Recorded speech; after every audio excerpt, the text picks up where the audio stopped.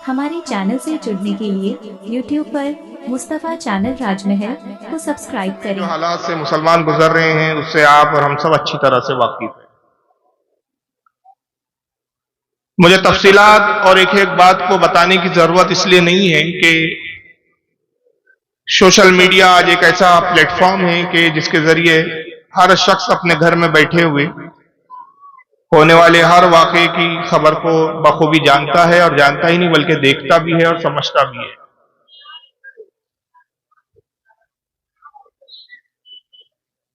हमारी जमात के एक बहुत बड़े आलिम दीन है मौजूद है, मैं उनसे बहुत मुतासिर हूं, बल्कि मैं उनको अपना बहुत मायना में अपना उस्ताद भी समझता हूं। हो सकता है बहुत से लोग उनसे वाकिफ ना हो और बहुत से लोग वाकिफ हो, जिससे मेरी मुराद हजरत अल्लामा कमरुज़्ज़मा आज़मी खान साहब दावत बरकातुहुल आलिया है, जो मैनचेस्टर के अंदर सुन्नियत के हवाले से बहुत बड़ा काम अंजाम दे रहे हैं। एक बहुत पुरानी तकरीर का उनका एक जुमला है, और वो जुमला मुझे आज के जलसों में और जहां जहां मैं जाता हूं वो जुमले मुझे याद आते हैं, और उन जुमले को मैं देखता हूं तो एहसास होता है कि हजरत ने बहुत तहकीक के बाद, बहुत तजुर्बे के बाद ये बात कही थी। उनका जुमला ये है कि पूरी दुनिया में इस वक्त बदतरीन हालात से जो कौम गुजर रही है वो मुसलमान है, जिनको बरेलवी कहा जाता है। हमारा तालीमी गिराव बहुत जीरो है, तालीम से तो दूर है ही, फहम और इदराक से भी, इन चीजों से भी हम बहुत दूर और नाबलद हैं। कौम को झंझोड़ने के लिए, कौम को संवारने के लिए, कौम को एहसास दिलाने के लिए कि उनकी जहालत से हटाकर इल्म की तरफ, आगाही की तरफ उनको लाया जाए, उसमें एक जो बहुत बड़ा किरदार अदा करते हैं वो दीनी जलसे होते हैं। लेकिन हमारे दीनी जलसों का भी हाल ये है कि दीनी जलसों में हम आते हैं तो बतौर तफरी और इंटरटेनमेंट के लिए आते हैं। अब देखिए मेरी तकरीर हो रही है, बातचीत चालू है, शोर बड़ा शराबा चल रहा है, और खास तौर से ये बिहार झारखंड के इलाकों का हाल है कि मुकर्रिर कुछ भी बोलता रहे, लोग अपने कामों में मसरूफ रहते हैं, अपने गुफ्तगू में मसरूफ रहते हैं। इसके बरक्स हमारे इलाकों में जब जलसे होते हैं, खतीब जैसी अल्हम्दुलिल्लाह कह के खुतबा शुरू करता है, एक मजमे पे सन्नाटा तारी हो जाता है, और मजमा बगौर मुकर्रिर की माफी जमीर को समझने की कोशिश करता है कि मौलाना साहब, मुकर्रिर साहब कहना क्या चाहते हैं, इनका मकसद क्या है, इसको हम समझे, गौर व फिक्र करें और इसको अपने जहन में, अपनी अक्ल में उसको उतारें।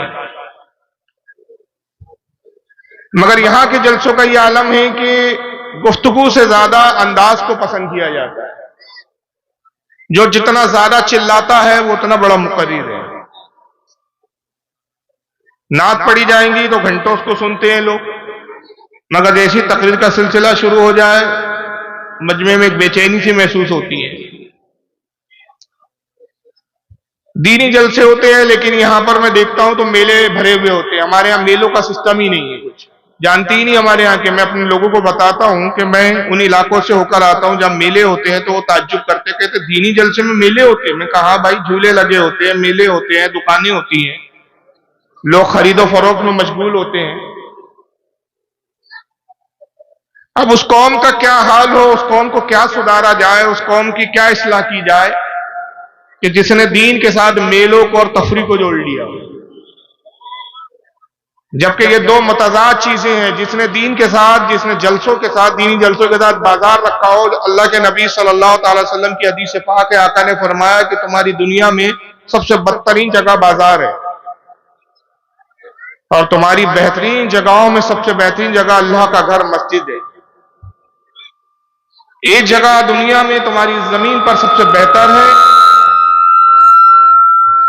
और जमीन पर एक जगह जो बदतरीन है वो बाजार है, जो बेहतर जमीन है, जो अच्छी जगह है वो मस्जिद है।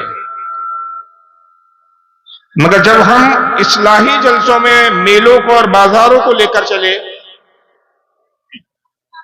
तो फिर हमारे हालात क्या होंगे वो समझा जा सकता है।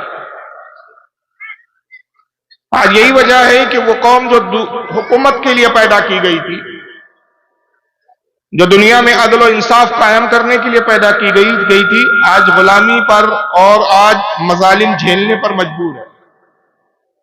آج وہ قوم ظلم کا شکار ہے۔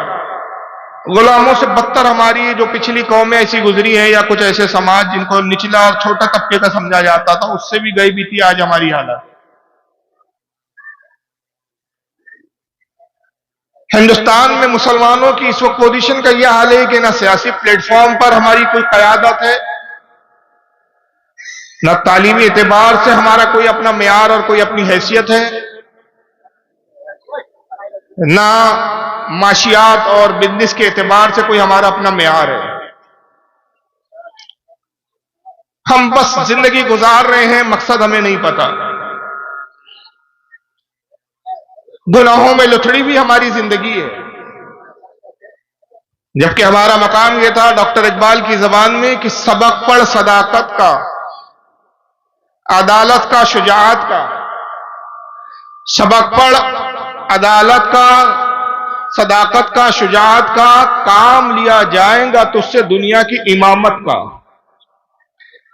ہم دنیا کے امام بننے کے لیے آئے تھے، لیکن آج ہم مقتدی کی بھی حیثیت میں نہیں۔ آج جو ہم پر مظالم ہیں، جو ہماری حالت بد سے بدتر ہے، اس کے ذمہ دار ہم خود ہیں، دوسرے نہیں ہیں۔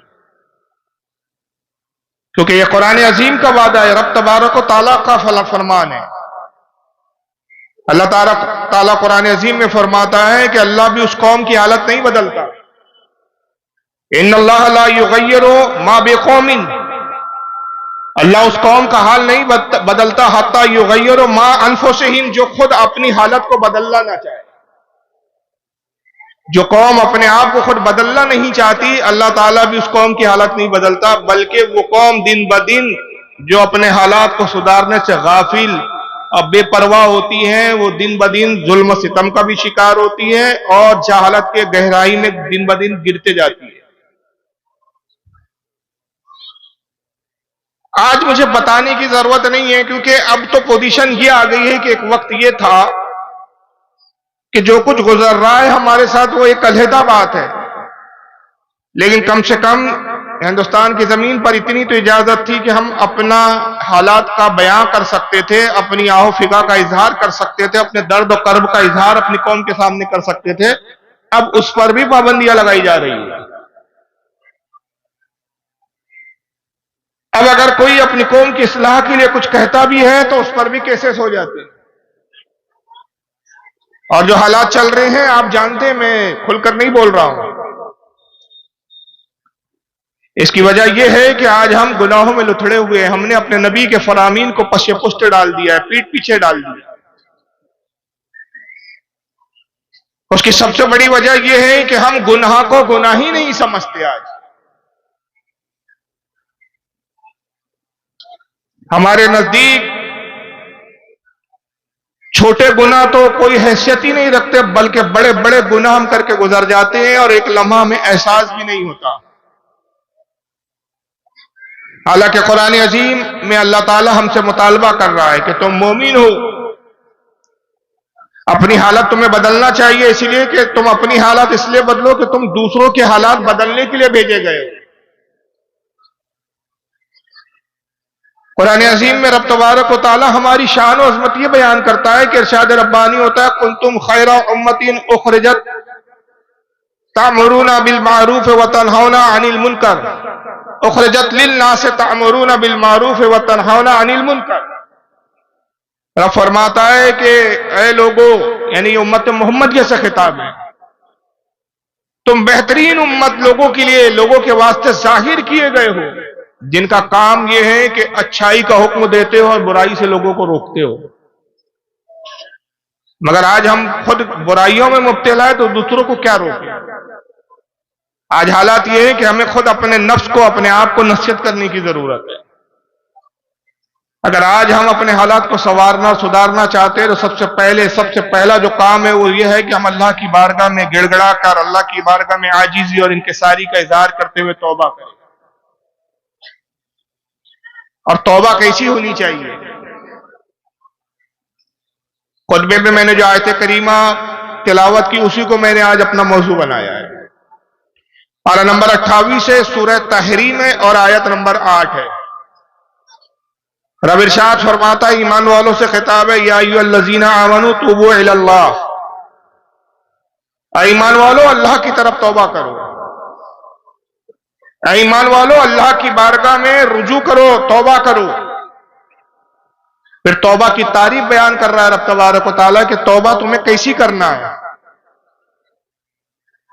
ایک توبہ ہوتی ہے جو رسمی ہوتی ہے، رسمی طور پر آدمی کہہ دیتا ہے اللہ گناہ ہو گیا معاف کر دے، لیکن پھر اسی گناہ کو کرتا ہے، گناہ چھوڑتا نہیں ہے لیکن روزانہ بس کہتا رہتا ہے رسمی طور پہ اللہ گناہ ہو گیا معاف کر دے، جھوٹ بولتا کہتا ہے اللہ جھوٹ بولا معاف کر دے، زنا کرتا کہتا ہے اللہ زنا ہو گیا معاف کر دے، چوریاں کرتا ہے کہتا ہے اللہ چوری ہوتی ہے معاف کر دے، گناہ کرتا رہتا ہے اور پھر توبہ بھی کرتا رہتا ہے۔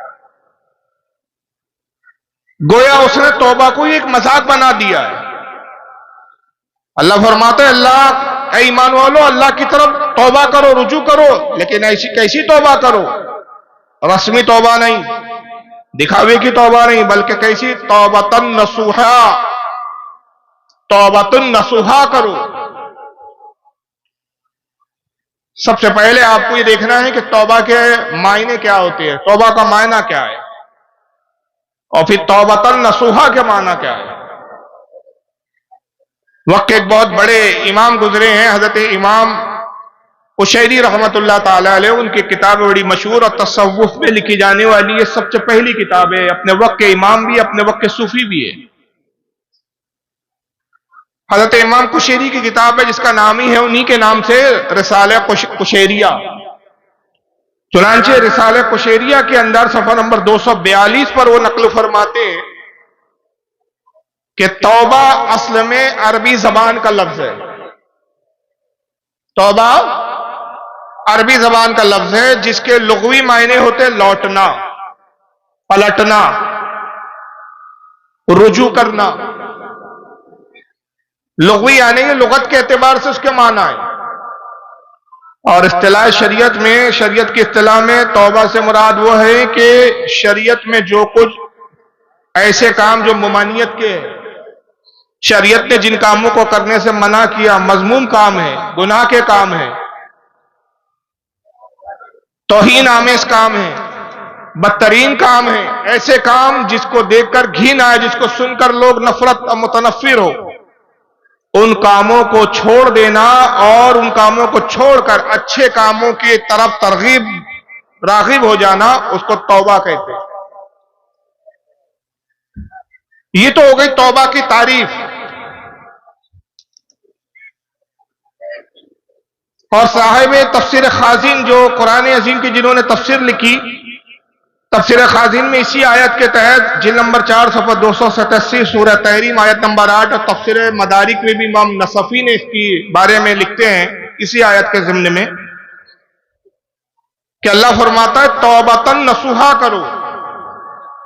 تو حضرت عمر رضی اللہ تعالیٰ عنہ، امیر المومنین حضرت سیدنا عمر رضی اللہ تعالیٰ عنہ کا قول نقل کرتے ہیں یہ محدثین کہ حضرت عمر فرماتے ہیں کہ توبۃ النصوحا اس توبہ کو کہتے ہیں کہ جس سے رجوع کرنے کے بعد، جس کو چھوڑنے کے بعد آدمی اس گناہ کی طرف دوبارہ نہ جائے، ایسے گناہوں سے لوٹے اور اس کا اس گناہ کی طرف جانا ایسا ممکن ہو جیسے جانور سے جب دودھ دھو لیا جاتا ہے تو وہ دودھ جس طرح اس کے تھن میں دوبارہ نہیں جا سکتا، اسی طرح گناہوں کی طرف دوبارہ نہ لوٹے۔ جیسے دودھ کا تھنوں میں دوبارہ واپس جانا ممکن نہیں، ویسا ہی انسان ایسی توبہ کر لے کہ اس گناہ کی طرف دوبارہ نہ جائے، اسے کہتے ہیں توبۃ نصوحا۔ اور توبہ ایک ایسی شے ہے کہ جو اللہ کی بارگاہ میں ناپسندیدہ بنا دیتی ہے۔ جب بندہ گناہ کرتا ہے تو اللہ تعالیٰ اس کو ناپسند فرماتا ہے، اور اس کے بعد جب وہ توبہ کرتا ہے، سچے دل سے توبہ کرتا ہے، توبۃ نصوحا کرتا ہے، تو اللہ تعالیٰ کا پسندیدہ ہو جاتا ہے۔ اور پھر اس کی کیفیت اور حالت کیسی ہوتی ہے؟ حضرت عبداللہ ابن مسعود رضی اللہ تعالیٰ جس کو امام ابن ماجہ نے اپنی کتاب الزہد کے اندر نقل کیا، حدیث نمبر اس کی 4250 ہے، کہ آقا صلی اللہ تعالی علیہ وسلم ارشاد فرماتے ہیں کہ بندہ جب کسی گناہ کو کر جاتا ہے، بشری اعتبار سے گناہ ہو جاتا ہے، مگر پھر توبۃ النصوحہ کرتا ہے، اس عہد کے ساتھ توبہ کرتا ہے کہ اللہ یہ گناہ ہو گیا، اب یہ گناہ میں دوبارہ نہیں کروں گا، جب ایسی توبہ کر لیتا ہے تو آقا فرماتے ہیں اللہ اس کو معاف فرما دیتا ہے، اور وہ ایسا گناہ سے پاک ہو جاتا ہے جیسے اس نے گناہ کیا ہی نہیں تھا، اتنا صاف و ستھرا ہو جاتا ہے۔ اور دوسری چیز یہ کہ توبہ کرنا یہ خود رسول اللہ صلی اللہ علیہ وسلم کی سنت ہے۔ چنانچہ حدیث پاک میں صحیح بخاری کے اندر حدیث آتی ہے، کتاب الدعوات کے اندر حدیث نمبر 6307، کہ آقا صلی اللہ تعالی وسلم ارشاد فرماتے ہیں واللہ انی لا استغفر اللہ واتوب الیہ فی اليوم اکثر من 70 مرہ۔ آقا فرماتے ہیں لوگوں اللہ کی قسم، قسم کھا کے فرما رہے واللہ اللہ کی قسم میں اپنے رب کی بارگاہ میں روزانہ 70 مرتبہ استغفار کرتا ہوں، 70 مرتبہ توبہ کرتا ہوں۔ کتنی مرتبہ توبہ؟ یہ ایک تعداد بتائیے۔ اس حدیث کی تشریح اور اس کی شرح کرتے ہوئے حضرت امام بدر الدین عینی رحمۃ اللہ علیہ عمدۃ القاری شرح البخاری میں نقل فرماتے ہیں کہ اس کا یہ مطلب نہیں ہے کہ رسول اللہ سے روزانہ معاذ اللہ استغفر اللہ لا حول ولا قوت الا باللہ العلی العظیم کے گناہ ہوتے تھے پھر نبی توبہ کرتے تھے۔ انبیاء یاد رکھیے معصوم عن الخطا ہوتے ہیں، گناہ کرنا تو دور کی بات ہے، گناہ کا شائبہ بھی ان میں نہیں ہوتا، گناہ کرنے کا خیال بھی ان میں پیدا نہیں ہوتا۔ اعلان نبوت سے پہلے بھی وہ معصوم ہوتے، خطاؤں سے پاک ہوتے، اعلان نبوت کے بعد بھی پاکی ہوتے ہیں۔ حتیٰ کہ گناہ کبیرہ، بڑے گناہ تو چھوڑیے، گناہ صغیرہ اور مکروہات سے بھی انبیاء پرہیز کرتے ہیں۔ حضرت امام بدر الدین عینی رحمۃ اللہ علیہ فرماتے اس حدیث کی شرح کرتے ہوئے کہ اللہ کے نبی 70 مرتبہ اللہ کی بارگاہ میں اس لیے توبہ کرتے تھے تاکہ ہم امتیوں کے لیے سنت بن جائے اور یہ نمونہ بن جائے۔ اس میں توبہ کے ساتھ ہمارے گناہ بھی مٹا دیے جائیں، اور چونکہ نبی نے توبہ کی تو سنت کا ہم کو ثواب بھی دے دیا جائے۔ ہم گناہگاروں کی خاطر آقا نے توبہ کی اللہ کی بارگاہ میں، ورنہ یہ نہیں کہ نبی پاک صلی اللہ تعالی وسلم معاذ اللہ گناہوں میں لتھڑے ہوئے تھے یا گناہ کرتے تھے، یہ تصور کرنا بھی جائز نہیں ہے۔ امت کی تعلیم کے لیے آپ نے توبہ کی، اور ایک بار نہیں، آپ فرماتے روزانہ کا یہ میرا معمول ہے، روزانہ میں اللہ کی بارگاہ میں 70 مرتبہ اللہ کی بارگاہ میں توبہ کروں۔ تو نبی پاک صلی اللہ تعالی وسلم نے اس کو اپنا عمل بھی بنا لیا، اور توبہ کرنا اللہ کو کتنا پسند ہے۔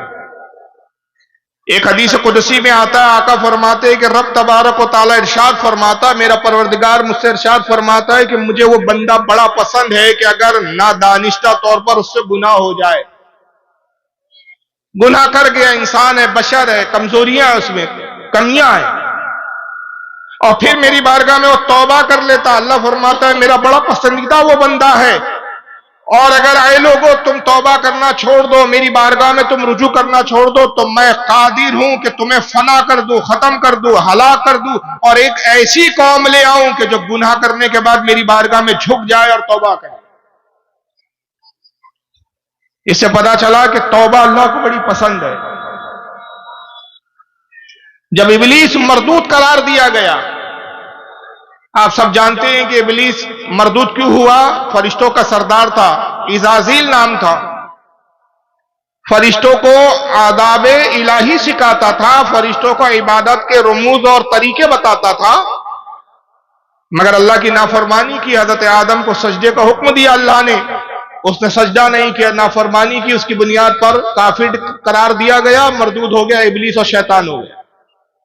اللہ نے فرمایا اخرج، نکل یہاں سے، اب تجھ پر قیامت تک لعنت ہے، تو میری بارگاہ کا دھتکارا ہوا ہے۔ تو اس بدبخت نے توبہ نہیں کی، اڑ گیا، اور اپنے اس جاہلانہ کام کی تعویلیں کرنے لگا، کہا کہ میں اس لیے نہیں جھکا آدم کے سامنے، میں آگ سے پیدا کیا گیا ہوں، آدم مٹی سے بنائے گئے ہیں، آگ بہتر ہے، آگ کی فطرت بلندی کی طرف اٹھنا ہے، مٹی کی فطرت پستی کی طرف چاہنا ہے. چونکہ میں آدم سے بہتر ہوں، تخلیق میں آدم سے پہلے ہوں، فرشتوں کا سردار ہوں، تخلیق بھی اچھی شے سے میری ہوئی ہے، لہذا میں اپنے سامنے کمزور اور ناقص کو کیسے سجدہ کروں. یہ بیجا تعویلیں کی اس نے یہ نہ دیکھا کہ یہ اللہ کا حکم ہے. توبہ نہیں کی، اپنے گناہ پر اڑ گیا، اللہ نے مردود ابلیس شیطان قرار دیا، خبیث قرار دیا، کہا میری بارگاہ سے نکل جا. جب جانے لگا تو اللہ کی بارگاہ میں نعوذ باللہ من ذالک جرأت کر کے کہتا ہے کہ اے پروردگار میں تجھ سے وعدہ کرتا ہوں کہ جب آدم کو تو زمین پر بھیجیں گا، کیونکہ تو نے پہلے ہی فرمایا کہ آدم کو زمین پر میں خلیفہ بناؤں گا، انی جاعل فی الارض خلیفہ، آدم کی اولادیں بھی ہوں گی زمین پر، تو میں اولاد آدم کو گمراہ کروں گا، بہکاؤں گا، ان کو تیرے راستے سے ہٹا دوں گا، اور میں ان کی طاق میں لگا رہوں گا. ہر اولاد آدم کو میں اس وقت تک جب تک بہکا نہ لوں چین سے نہیں بیٹھنے والا. میں وعدہ کرتا ہوں تجھ سے.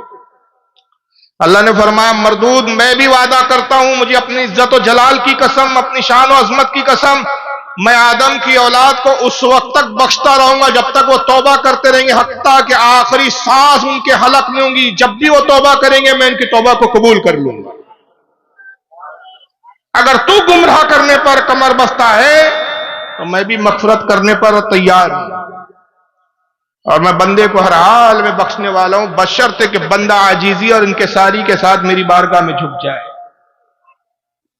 بندہ جب عاجزی اور انکساری کے ساتھ اللہ کی بارگاہ میں جھک جاتا ہے، اس کا یہ جھکنا ہی اللہ کو پسند ہے. چنانچہ حکایات میں آتا ہے، اور اس کو بہت سارے علماء اور محدثین نے لکھا ہے، امام عبد الرحمن الصفوری الشافعی نے نزہۃ المجالس میں اس کو نقل کیا، اور بھی متعدد علماء نے نقل کیا ہے کہ قوم بنی اسرائیل میں بارش روک دی گئی. یاد رکھیے جب گناہ بڑھتے ہیں تو نعمتیں روک دی جاتی ہیں، قوم کو آزمائش میں مبتلا کر دیا جاتا ہے. آج ہماری آزمائش کا سبب ہمارے گناہ ہے.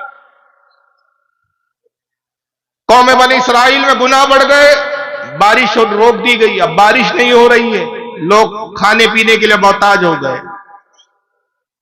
یہاں تک کہ لوگ ہلاکت کے قریب پہنچ گئے، مرنے کی نوبتیں آ گئی، جانور مرنے لگے، کھیتیاں سوکھ گئی، زمین سوکھ کر بالکل کڑک ہو گئی، پانی پینے کے ذخائر ختم ہونے لگے. لوگ جاتے، بنی اسرائیل کی قوم کے لوگ جاتے، دعا کرتے، مگر اللہ تعالیٰ ان کی دعا کو قبول نہیں فرماتا. روزانہ جاتے، دعا کرتے، گڑ گڑاتے، مولا توبہ ہماری قبول کر، ہمارے گناہوں کو معاف فرما دے، ہم پہ بارش برسا دے. بارش نہیں برستی. موسیٰ علیہ السلام کے پاس حاضر ہوئے. موسیٰ علیہ السلام اس وقت ظاہری حیات پہ تشریف فرماتے. کہا ہے موسیٰ آپ اپنی قوم کا حال دیکھ رہے ہیں، بارش ہو نہیں رہی ہے، ہلاک ہو رہے ہیں، جانور تباہ ہو رہے ہیں، ہم لوگ ہلاکت کے قریب پہنچ چکے ہیں. آپ ہمارے پیغمبر ہے، نبی ہے، کیوں نہیں آپ ایسا کرتے کہ ہمیں اپنے ساتھ لے جائیں، آپ دعا کریں اور ہم آمین کہیں. کیا بعید ہے کہ آپ کی دعا اللہ تعالیٰ قبول کر لے، اور یقیناً اللہ آپ کی دعا قبول کرے گا کہ آپ اللہ کے محبوب ہیں. جناب موسیٰ علیہ السلام نے فرمایا کہ اچھا ٹھیک ہے، کل ہم سب لوگ ایک بہت بڑے میدان میں جمع ہوں گے جو آبادی سے دور تھا، اور تم سب جب میدان میں آ جاؤ، یہاں تک کہ تم میں جو بچے ہیں ان کو بھی ساتھ لے لو، جو بیمار ہیں ان کو بھی ساتھ لے لو، جو جانور ہیں ان کو بھی ساتھ لے لو، حتیٰ کہ ایسے بیمار جو چل پھر نہیں سکتے، ضعیف ہو گئے، بوڑھے ہو گئے، چلنے پھرنے سے معذور ہے، انہیں بھی اپنے ساتھ لے لو، ان کو اپنے کاندھوں پر، ان کو سواریوں پر بٹھا لو. پوری آبادی میں کوئی جانور نہ رہے، کوئی بچہ نہ رہے، کوئی بیمار نہ، پوری آبادی کو خالی کر کے میرے ساتھ چلو. آپ نے حکم دیا اور قوم کے لوگ جمع ہو گئے. ساتھ میں دودھ پیتے بچوں کو بھی لے جایا گیا، چھوٹے بڑے جتنے جانور تھے گھروں میں ان کو بھی رسیاں کھول کر ان کو بھی ساتھ لے جاتی ہے قوم بنی اسرائیل. یہ قوم جو بیمار تھے، جو چل پھر نہیں سکتے، ان کو کھاٹ پر رکھ کر کاندھوں پر سوار کر کے ان کی اولادیں ان کو لے کر چلتی ہے، اور میدان میں پورے بنی اسرائیل جمع ہو گئے، گویا پوری آبادی اب خالی تھی. حضرت موسیٰ علیہ السلام کے لیے ایک ممبر لگایا گیا، لکڑی کا ایک ممبر بنایا گیا. ممبر ایک تخت کو کہتے ہیں. آپ اس پر جلوہ گر ہوئے اور آپ نے کہا لوگوں میں دعا کرتا ہوں تم آمین کہو. موسیٰ علیہ السلام نے ہاتھوں کو اٹھایا، عرض کیا مالک کائنات میری امت پر، میری قوم پر رحم فرما، یہ ہلاک ہو رہے ہیں، تباہ ہو رہے ہیں، بارش اور اپنی رحمت عطا فرما دے۔ رب تبارک و تعالیٰ نے وہی نازل ہوئی، اللہ نے فرمایا کہ اے موسیٰ جانتے ہو بارش کیوں روکی گئی ہے؟ اے موسیٰ تم دعا تو کر رہے ہو، کیا یہ نہیں جاننے کی کوشش کرو گے کہ بارش رکی کیوں ہے؟ ہم نے اپنی رحمت کو کیوں روک لیا اس قوم سے؟ پروردگار مجھے بتا تاکہ میں اپنی قوم کی اصلاح کروں، کس سبب سے بارش روکی گئی؟ اللہ نے فرمایا اس پوری قوم میں ایک ایسا گناہگار ہے، ایک ایسا بدکار ہے کہ ایسا کوئی گناہ نہیں ہے جس نے اس نے نہ کیا ہو۔ جتنے گناہ ہوتے ہیں دنیا میں، جتنے گناہ جانے جاتے ہیں، ہر کوئی گناہ وہ کر گزرا ہے اور مسلسل گناہ کرتا ہے، اپنے گناہوں سے رجوع نہیں کرتا، توبہ نہیں کرتا، معافی نہیں، اسے پچھتاوا نہیں۔ میں اس ایک بندے سے بہت ناراض ہوں، اس لیے اس ایک بندے کی وجہ سے میں نے پوری قوم سے بارش کو روک دیا۔ اس سے یہ بھی پتا چلا کہ اگر معاشرے میں اور قوم میں ایک بھی بدکار ہو تو بعض اوقات ایک بدکار کی وجہ سے سارے قوم کو، سارے لوگوں کو تکلیف ہوتی ہے۔ ایک مشہور محاورہ ہے نا، آپ نے سنا ہوگا کہ ایک تالاب کی گندی مچھلی سارے تالاب کو خراب کر دیتی ہے، سڑا دیتی ہے۔ ہم کیا سوچتے ہیں بھائی اگر میں ایک اکیلا گناہ کر رہا ہوں تو کیا فرق پڑتا ہے؟ ہمارے معاشرے میں، ہمارے سماج میں بہت سارے نیک لوگ بھی تو ہیں، بہت سارے لوگ نماز بھی تو پڑھتے ہیں، اگر میں نماز نہیں پڑھتا تو کیا فرق پڑتا ہے؟ مگر یہ گناہ صرف ہم تک نہیں رہتا بلکہ اس کے اثرات ہمارے خاندان پر بھی مرتب ہوتے ہیں، ہمارے دوست احباب پر بھی مرتب ہوتے ہیں، معاشرے پر بھی مرتب ہوتے ہیں، بعض اوقات پورے شہر پر ایک کے گناہ مرتب ہوتے ہیں۔ اللہ نے فرمایا موسیٰ وہ ایک ایسا شخص ہے تمہاری قوم میں، ایسا کوئی گناہ نہیں ہے کہ جو اس نے نہ کیا ہو۔ میں اس سے اتنا ناراض ہوں کہ اس کی وجہ سے میں نے بارش روکی ہے۔ موسیٰ اگر تو چاہتا ہے کہ تیری قوم کو بارش دی جائے، اپنی قوم سے، اپنی سماج سے، اپنے معاشرے سے اس کا بائیکاٹ کرو، اس کو نکال کر باہر کرو۔ جب تک وہ تمہاری قوم میں سے اٹھ کر نکل کر باہر نہیں چلا جائے گا اس وقت تک میں بارش نہیں برساؤں گا۔ موسیٰ علیہ السلام کو بڑا جلال آیا، اتنا بدترین شخص، ایک ایسا شخص میری قوم میں کہ جس کے سبب سے پوری امت، پوری قوم پریشان ہے میری۔ بڑے جلال کے عالم میں آپ نے فرمایا کہ اے لوگو تم میں سے ایک شخص ایسا موجود ہے اس وقت اس پورے مجمع میں جس نے سارے گناہ کیے، ایسا کوئی گناہ نہیں جو اس نے نہ کیا ہو۔ اللہ فرماتا ہے کہ اسی کی وجہ سے یہ بارش کو روکا گیا ہے، یہ رحمت کو روکا گیا ہے۔ جب تک وہ ہماری معاشرے سے، ہماری قوم میں سے، ہماری امت میں سے نہ نکل جائے تب تک بارش نہیں ہوں گی۔ اس سے پہلے کہ اللہ اس کا نام بتائے اور میں اس کو ذلیل و رسوا کر کے نکالوں، وہ خود اس مجمع میں سے اٹھے اور ہمارے درمیان سے اٹھ کر چلا جائے۔ جب حضرت موسیٰ نے بڑے جلال کے ساتھ یہ اعلان کیا تو وہ جو گناہ گار شخص تھا، وہ جانتا تھا کہ میں کیا گناہ کرتا ہوں، اس کو اپنے گناہ سے آگاہی تھی، اپنے گناہوں سے خوب واقف تھا۔ اس نے اپنے سر پہ چادر ڈالی، چادر کے نیچے اپنے سر کو چھپایا اور ندامت میں روتے ہوئے عرض کرتا ہے خالق کائنات، آج یہ نوبت آ گئی کہ اس پوری قوم میں مجھے ایسا رسوا کیا جائے گا۔ وہ گناہ میں نے بہت سے ایسے گناہ ہیں جو چھپ کر کے، جو میں ہی جانتا ہوں، مگر آج تو نے میرے گناہوں کو موسیٰ پر ظاہر کر دیا اور اپنے نبی کو بتا دیا، اور اگر وہ نبی میرے گناہوں کا اظہار کرے تو میری کتنی رسوائی ہوں گی۔ اے خالق کائنات، اس سے پہلے کہ میں رسوا کیا جاؤں، اے مالک کائنات، اس سے پہلے کہ مجھے ذلیل و خوار کر کے اس قوم سے نکالا جائے، میں تیری بارگاہ میں توبہ کرتا ہوں۔ اور پھر ایک جملہ کہا، اللہ کے نبی فرماتے کہ جملہ ایسا تھا کہ اللہ کو بڑا پسند آ گیا۔ اس نے عرض کیا مالک کائنات میرے گناہوں کو نہ دیکھ، اپنی رحمت کو دیکھ۔ اے خالق کائنات، کیا میرے گناہ اتنے بڑھ گئے کہ تیری رحمت اس کے مقابلے میں کم پڑ گئی؟ کیا تیری رحمت سے میرے گناہ زیادہ ہو گئے؟ بس جیسی یہ جملہ کہا، اللہ کی رحمت کو جوش آیا اور اچانک بادل چھائے اور بارش شروع ہو گئی۔ پوری قوم بارش میں بھیگنے لگی۔ موسیٰ علیہ السلام بڑے حیران ہوئے کہ وہ گناہگار شخص تو کوئی تھا ہی نہیں، اٹھا ہی نہیں کوئی، کہ بارش کیسے ہوئی؟ अभी तो रब ने फरमाया कि जब तक उसे निकाला नहीं जाएगा, हटाया नहीं जाएगा, बारिश नहीं होने वाली। हजरत मूसा ने अर्ज किया, परवरदिगार आलम, तू तो इरशाद फरमा रहा था कि मेरी उम्मत में, मेरी कौम में कैसा गुनाहगार है कि हर कोई गुनाह उसने किए हैं, जब तक उसको निकाला ना जाएगा बारिश तू अता नहीं फरमाएगा। लेकिन इस पूरी कौम में जितने कौम बैठी हुई है, जितने लोग बैठे, उसमें से तो कोई ऐसा शख्स उठा ही नहीं कि जो इस तरह का उठता और वो निकल जाता कि हम समझते कि वो गुनाहगार है। लेकिन इससे पहले कि कोई उठे तूने बारिश अता फरमा दी। ऐ परवरदिगार, ये कैसे बारिश अता कर दी गई? आखिर हुआ क्या? रब ने इरशाद फरमाया, मूसा अभी अभी उस बंदे ने तौबा की और मैंने उसकी तौबा को कबूल फरमा लिया है। हजरत मूसा अर्ज करते, परवरदिगार उस बंदे का नाम और उसकी पहचान बता, ताकि उस तायब को, उस तौबा करना शख्स को जो तेरी बारगाह में तौबा करके मकबूल और पसंदीदा हो चुका है, मैं उसको देखूं और उसकी जियारत करूं। अल्लाह ने इरशाद फरमाया, ऐ मूसा, जब वो गुनाहगार था तब मैंने उसको छुपाया, अब तो वो तायब वाला हो गया है, मेरा पसंदीदा हो गया है, तौबा तब नसूहा कर चुका है। अब क्या उसका नाम और पहचान जाहिर करके उसको अब रुसवा कर दूं?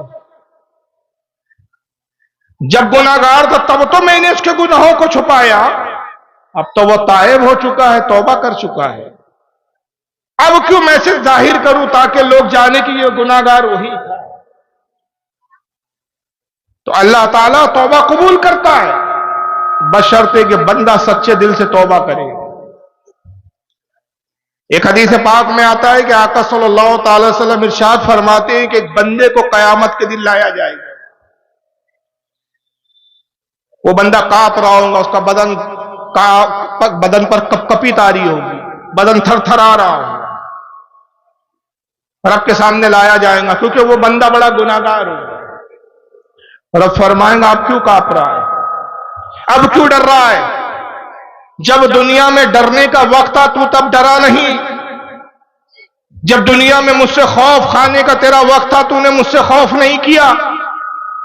ऐ बंदे, अब क्यों कांप रहा है, अब क्यों डर रहा है? वो बंदा अर्ज करेगा, खालिक कायनात, मैंने गुनाह किए, माना कि मुझसे गुनाह हुए, लेकिन रब्बे कदीर तेरी रहमत इतनी जरूर थी कि मैं वो गुनाह छुप कर करता था और वो गुनाह कौम और मेरे लोग आसपास के नहीं जानते थे। लेकिन आज मैं इसलिए लर्ज़ाबर अंदाम हूं, इसलिए खौफजदा हूं, इसलिए कांप रहा हूं कि रब्बे कायनात आज मेरे गुनाह सबके सामने खोले जाएंगे और सबके सामने मुझे रुसवा किया जाएगा।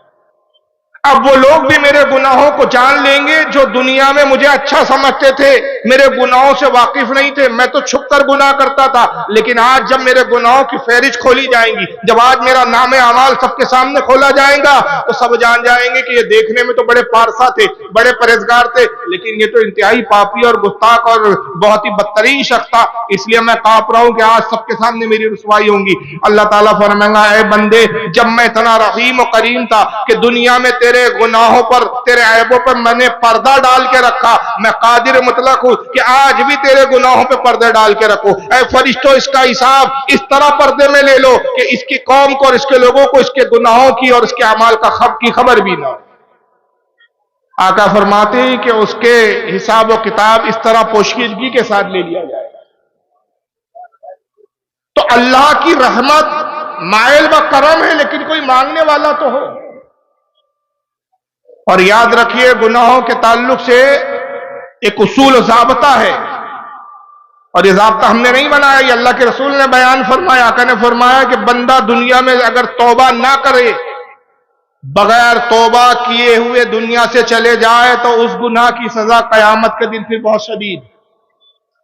और अगर उसने तौबा कर ली या उस गुनाह की उसको सजा मिल गई, तो अल्लाह ताला एक गुनाह की सजा 2 मरतबा नहीं देता। यही वजह है कि सहाबा इकराम का हम जब अमल देखते हैं तो सहाबा इकराम का यह हाल था कि अव्वल तो गुनाहों से अपने आप को हत्तल इम्कान बचाते थे, और खुदा ना खास्ता बशरी एतबार से कोई गुनाह हो जाए तो वो खुद रसूल की बारगाह में हाजिर होकर अपने गुनाहों की तलाफी करते, अपने गुनाहों का इकरार करते, क्योंकि कुरान अजीम का हुक्म उनके पेश नजर था, जो सूरह निसा आयत नंबर 64 में रब ने इरशाद फरमाया, वलौ अन्नहुम इज़्ज़लमू अनफुसहुम जाऊ, ऐ लोगों, जब तुम अपनी जानों पे जुल्म करो, यानी तुम कोई गुनाह करो, तो मेरे महबूब की बारगाह में आ जाओ, फस्तगफिरुल्लाह, اللہ سے استغفار کرو، اللہ سے توبہ کرو. وَاسْتَغْفَرَ لَهُمُ الرَّسُولُ، اور اگر یہ میرا رسول تمہاری سفارش کر دے، میرا رسول تمہارے لیے بھی اپنے ہاتھوں کو اٹھا لے، لَوَجَدُ اللَّهَ تَوَّابًا رَحِيمًا، تو تم اللہ کو بہت زیادہ توبہ قبول کرنے والا پاؤ گے.